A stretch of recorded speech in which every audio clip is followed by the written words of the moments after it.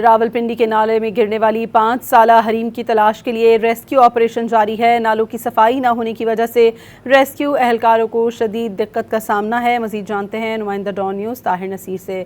जी ताहिर, बताइएगा ऑपरेशन कब से जारी है और बच्ची नाले में किस तरीके से गिरी?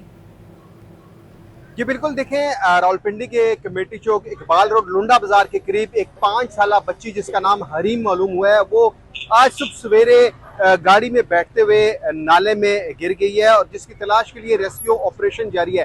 रेस्क्यू हुकाम का ये कहना है कि वहाँ पे ढक्कन ना होने की वजह से वो बच्ची इस नाले में गिरी है। तकरीबन 2 किलोमीटर पर मुहित ये नाला है, उसकी सर्चिंग की जा चुकी है, लेकिन अभी तक बच्ची की तलाश जारी है और बच्ची ना मिल सकी। जबकि दूसरी तरफ मेरे कप में आप देख सकते हैं कि क्योंकि मौसम बरसात है और यहाँ पे नालों की सफाई ना होने की वजह से वासा हुकाम से बात करें तो वो कहते हैं नालों की सफाई का जिम्मेदार RWMC है, और RWMC से बात की जाए तो वो दावा करते हैं कि नालों की सफाई की जिम्मेदारी वासा हुकाम के ऊपर है। आप देख सकते हैं कितना कुछ गंदगी जो है इस नाले से निकाली गई है और नालों की सफाई ना होने की वजह से जो 6 साल बच्ची है उसकी रेस्क्यू ऑपरेशन में अभी तक दिक्कत का सामना जो है वो रेस्क्यू हुकाम को हो रहा है। ताम कोशिश की जा रही है कि जल्द अज जल्द यहाँ से बच्ची की तलाश कर ली जाए, जबकि जो दीगर यहाँ पे CCTV कैमरे लगे हैं उन कैमरों की रिकॉर्डिंग से भी सुराग लगाने की कोशिश की जा रही है। अलबत्ता तकरीबन 5 घंटे से ज्यादा का वक्त गुजर चुका है, अभी तक बच्ची की तलाश के लिए रेस्क्यू ऑपरेशन जारी है। रेस्क्यू की जानब से 2 टीमें तश्कील दी गई हैं